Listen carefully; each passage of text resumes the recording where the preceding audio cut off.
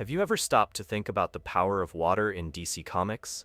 It's not just about getting your clothes wet or diving deep. This element is a weapon, a home, royalty in liquid form.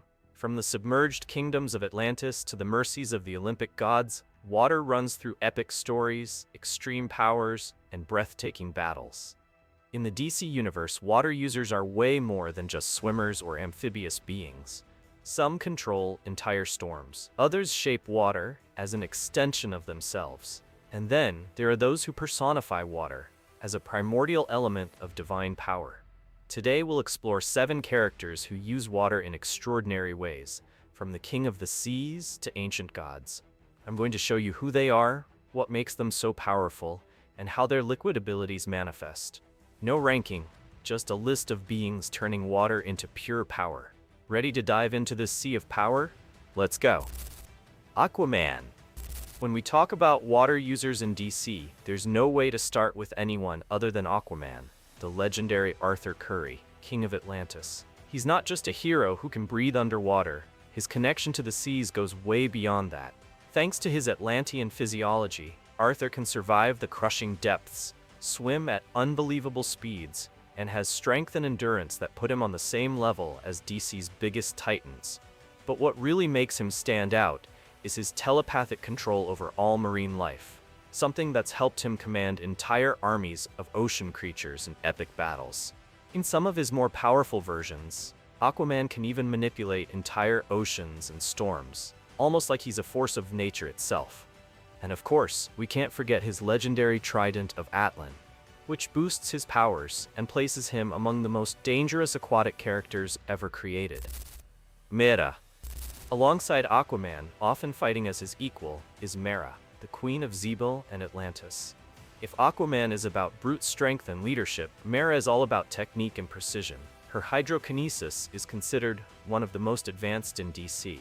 She can manipulate water into solid forms known as hard water, creating sharp weapons, defensive walls, and even deadly projectiles. In some stories, Mera's shown the ability to pull water from her enemies' bodies, weakening them from the inside out, a power that shows just how lethal. Even so, her connection to water makes her dependent on available sources in her environment. But don't be fooled. With just a few drops, she can turn the tide of any battle. Poseidon. And closing this section with a bang, we come to Poseidon, the very god of the seas from Greek mythology, also featured in the DC universe. Unlike heroes and Atlanteans, Poseidon is pure divinity, an immortal being with absolute control over all the oceans on Earth. He can generate colossal tsunamis, create maritime storms, control sea creatures, and even alter the climate connected to the planet's waters. His powers have no mortal limits, and in some versions, he can even change size, making his presence an overwhelming force of nature. However, like all Olympian gods, Poseidon is still subject to the rules and conflicts of the pantheon, which sometimes limits his actions in the mortal world. Even so, his presence always signifies respect, reverence, and absolute power over the seas. Before we move on, do me a favor. Hit that like button, subscribe to the channel, and if the hyper option pops up for you, go ahead and click it to help this video reach even more DC fans and comic book lovers in general. Now that we've seen the impact Aquaman, Mera, and Poseidon have in the DC universe, it's time to dive into the other characters who bring the power of water to life, each in their own way, but all equally impressive. Tempest. From apprentice to mystical hero, Garth, known as Tempest, is one of the most fascinating characters tied to the sea. Tempest was originally Aqualad, but he evolved into a hero with deep magical abilities. As an Atlantean, he has a physiology adapted to the ocean. He can breathe underwater, withstand pressure, see in the dark, and swim at great speeds. Over time, he discovered unique abilities. In addition to his Atlantean physiology, he developed aquatic magic that goes way beyond the physical. On top of that, Garth masters divine mystical hydrokinesis. He can control currents, create whirlpools, waves, and even freeze or boil bodies of water. The standout power is Atlantean magic, or the mystical magic tied to Atlantis, which gives him magical senses, marine telepathy, and supernatural abilities beyond the physical. In battle, he combines his Atlantean strength with elemental magic, becoming a true sorcerer of the seas. His evolution from a simple sidekick to a powerful hero shows just how essential he is to DC's aquatic mythology. Aqualad. Following in Garth's footsteps, we've got Jackson Hyde, the modern Aqualad. Son of the villain Black Manta and a Zebelian, Jackson was born with natural hydrokinesis. He came into the world carrying a heavy legacy. On one side, the blood of Aquaman's greatest enemy. On the other, the mystical and political heritage of Zebel, one of the most important underwater colonies. He can shape water into solid forms, swords, shields, whips, and even defensive barriers. Using these constructs in intense battles, his Atlantean Zebelian heritage also gives him underwater breathing, superhuman strength, and resistance to oceanic pressures. His powers are visually striking. When activated, arrow-shaped marks appear on his arms, glowing blue, as if the water itself is responding to his call. Another key detail is his use of the water bearers, special grips that act as channels, allowing Jackson to create water-based weapons with more control and precision. Jackson's been a part of the Teen Titans and quickly stood out for his determination and charisma.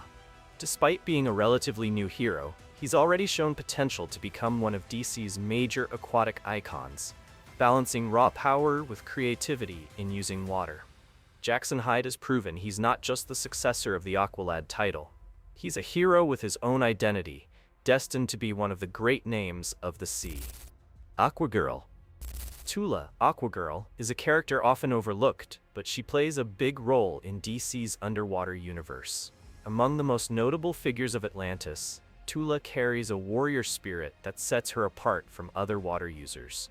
Adopted by the Atlantean royalty after losing her parents as a baby, Tula grew up within the traditions of Poseidonus and was trained from an early age to be an elite fighter. With all the Atlantean physiology, underwater breathing, strength, and senses adapted to the depths, Tula became the captain of the Drift Team, an Atlantean military force. This shows not just her combat skills, but also her strategic leadership. Unlike other characters who rely on magic or large-scale hydrokinesis, Tula stands out with her mastery of physical combat and smart use of the aquatic environment. Her discipline, courage, and leadership make her one of the most respected warriors of the oceans, proving that not all power needs to be supernatural to be impressive. But her journey wasn't just about victories.